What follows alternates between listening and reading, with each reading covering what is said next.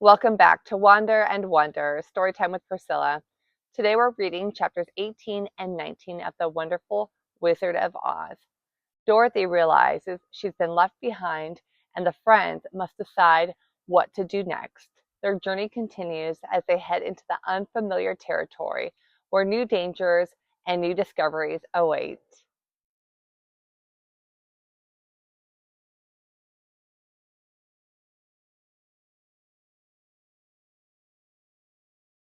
Dorothy wept bitterly at the passing of her hope to get home to Kansas again. But when she thought it all over, she was glad she had not gone up in a balloon. And she also felt very sorry at losing Oz, and so did her companions. The Tin Man came to her and said, "Truly, I should be ungrateful if I failed to mourn for the man who gave me my lovely heart. I should like to cry a little because Oz is gone. If you will kindly wipe away my tears so that I shall not rust." "With pleasure," she answered, and brought a towel at once. Then the Tin Man wept for several minutes, and she watched the tears carefully and wiped them away with the towel. When he had finished, he thanked her kindly and oiled himself thoroughly with his jeweled oil can to guard against mishap. The Scarecrow was now the ruler of the Emerald City, and although he was not a wizard, the people were proud of him, for they said, "There's not another city in all the world that is ruled by a stuffed man." And so far as they knew, they were quite right. The morning after the balloon had gone up with Oz, the four travelers met in the throne room and talked matters over. The Scarecrow sat in the big throne, and the others stood respectfully before him. "We are not so unlucky," said the new ruler, "for this palace and the Emerald City belong to us, and we can do just as we please. When I remember that a short time ago I was up on a pole in the farmer's cornfield, and that now I am the ruler of this beautiful city, I am quite satisfied with my lot." "I also," said the Tin Man, "am well pleased with my new heart, and really that was the only thing I wished in all the world. For my part, I'm content in knowing I'm as brave as any beast that ever lived, if not braver," said the Lion modestly. "If Dorothy would only be contented to live in the Emerald City," continued the Scarecrow, "we might all be happy together." "But I don't want to live here," cried Dorothy. "I want to go to Kansas and live with Aunt Em and Uncle Henry." "Well, then, what can be done?" inquired the Tin Man. The Scarecrow decided to think, and he thought so hard that the pins and needles began to stick out of his brains. Finally, he said,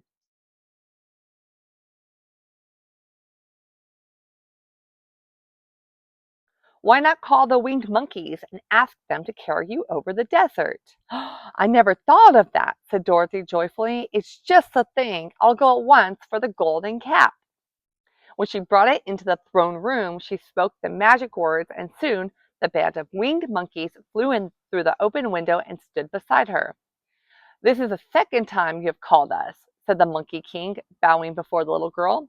"What do you wish?" "I want you to fly with me to Kansas," said Dorothy. But the monkey shook his head. "That cannot be done," he said. "We belong to this country alone and cannot leave it. There has never been a winged monkey in Kansas yet, and I suppose there never will be, for they don't belong there. We shall be glad to serve you in any way in our power, but we cannot cross the desert. Goodbye." And with another bow, the Monkey King spread his wings and flew away through the window, followed by all his band. Dorothy was ready to cry with disappointment. "I have wasted the charm of the golden cap to no purpose," she said, "for the winged monkeys cannot help me." "It is certainly too bad," said the tender-hearted Tin Man. The Scarecrow was thinking again, and his head bulged out so horribly that Dorothy feared it would burst. "Let us call in the soldier with the green whiskers," he said, "and ask his advice." So the soldier was summoned and entered the throne room timidly, for while Oz was alive, he never was allowed to come farther than the door. "This little girl," said the Scarecrow to the soldier, "wishes to cross the desert. How can she do so?" "I cannot tell," answered the soldier, "for nobody has ever crossed the desert unless it is Oz himself."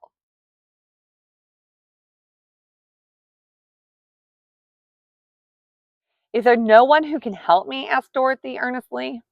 Glinda might, he suggested. Who is Glinda? Inquired the Scarecrow. The Witch of the South. She's the most powerful of all the witches and rules over the Quadlings. Besides, her castle stands on the edge of the desert, so she may know a way to cross it. Glinda's a good witch, isn't she? Asked the child. The Quadlings think she is good, said the soldier, and she is kind to everyone. I have heard that Glinda is a beautiful woman who knows how to keep young in spite of the many years she has lived. How can I get to her castle? Asked Dorothy. The road is straight to the south, he answered, but it is said to be full of dangers to travelers. There are wild beasts in the woods, and a race of queer men who do not like strangers to cross their country. For this reason, none of the Quadlings ever come to the Emerald City. The soldier then left them and the Scarecrow and said, It seems, in spite of dangers, that the best thing Dorothy can do is travel to the land of the South and ask Glinda to help her. For of course, if Dorothy stays here, she will never get back to Kansas. You must have been thinking again, remarked the Tin Man. I have, said the Scarecrow. I shall go with Dorothy, declared the Lion, for I am tired of your city and long for the woods and the country again. I am really a wild beast, you know. Besides, Dorothy will need someone to protect her. That is true, agreed the Tin Man. My axe may be of service to her, so I will also go with her to the land of the South. When shall we start? Asked the Scarecrow. Are you going? They asked in surprise. Certainly. If it wasn't for Dorothy, I should never have had brains. She lifted me from the pole in the cornfield and brought me to the Emerald City. So my good luck is all due to her, and I shall never leave her until she starts back to Kansas for good and all. Thank you, said Dorothy gratefully. You are all very kind to me, but I should like to start as soon as possible. We shall go tomorrow morning, returned the Scarecrow. So now, let us all get ready, for it will be a long journey.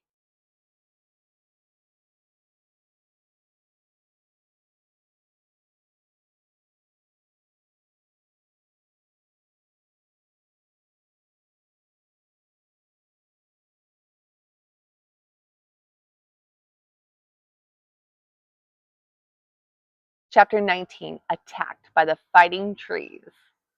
The next morning, Dorothy kissed the pretty green girl goodbye, and they all shook hands with the soldier with the green whiskers who had walked with them as far as the gate. When the guardian at the gate saw them again, he wondered greatly that they could leave the beautiful city to get into new trouble. But he at once unlocked their spectacles, which he put back into the green box, and gave them many good wishes to carry with them. You are now our ruler, he said to the Scarecrow, so you must come back to us as soon as possible.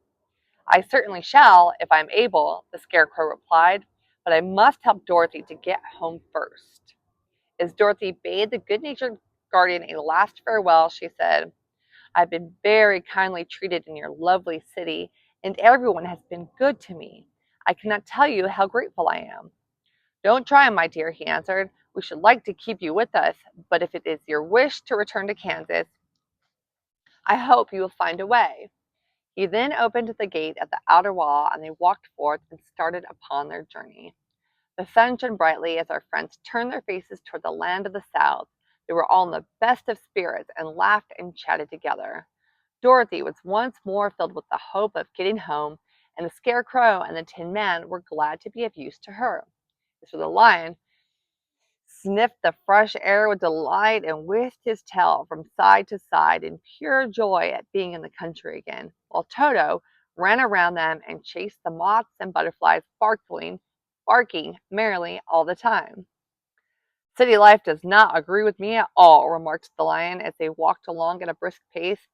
I have lost much flesh since I lived there, and now I'm anxious for a chance to show the other beasts how courageous I have grown. They now turned and took a last look at the Emerald City. All they could see was a mass of towers and steeples behind the green walls, and high up above everything the spires and dome of the Palace of Oz. Oz was not such a bad wizard after all, said the Tin Man, as he felt his heart rattling around in his breast.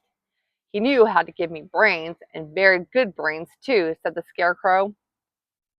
If Oz had taken a dose of the same courage he gave me out of the lion, he would have been a brave man. Dorothy said nothing. Oz had not kept the promise he made her, but he had done his best, so she forgave him, as he said he was a good man, even if he was a bad wizard. The first day's journey was through the green fields and bright flowers that stretched about the Emerald City on every side. They slept that night on the grass, with nothing but the stars over them, and they rested very well indeed. In the morning, they traveled on until they came to a thick wood.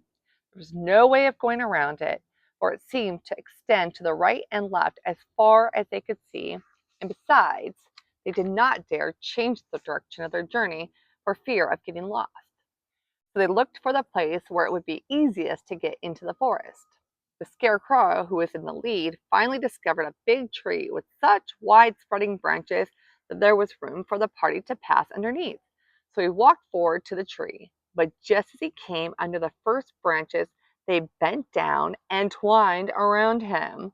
And the next minute he was raised from the ground and flung headlong among his fellow travelers. This did not hurt the Scarecrow, but it surprised him, and he looked rather dizzy when Dorothy picked him up.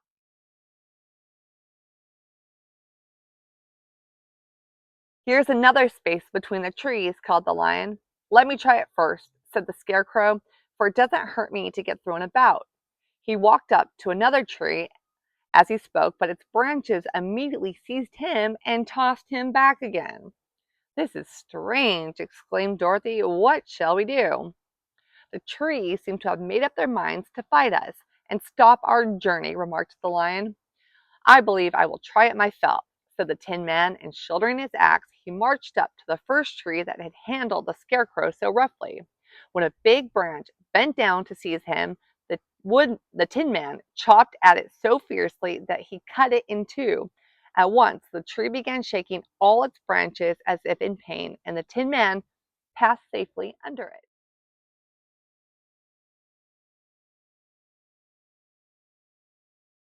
"Come on," he shouted to the others. "Be quick." They all ran forward and passed under the tree without injury, except Toto, who was caught by a small branch and shaken until he howled. But the Tin Man promptly chopped off the branch and set the little dog free.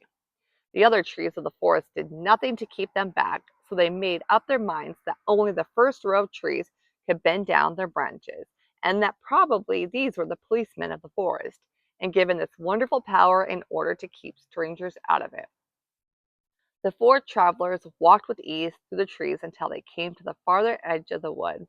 Then, to their surprise, they found before them a high wall which seemed to be made of white china. It was smooth like the surface of a dish and higher than their heads. "What shall we do now?" asked Dorothy. "I will make a ladder," said the Tin Man, "for we certainly must climb over the wall." Dorothy and her friends make it through the forest, thanks to quick thinking and loyal teamwork, and find themselves facing something entirely unexpected at the edge of their journey. What lies beyond the China Wall, and where will the road lead them next? Join me next time to continue the adventure and see where Dorothy's story takes her from here. Thanks for joining me today. See you next time. Bye.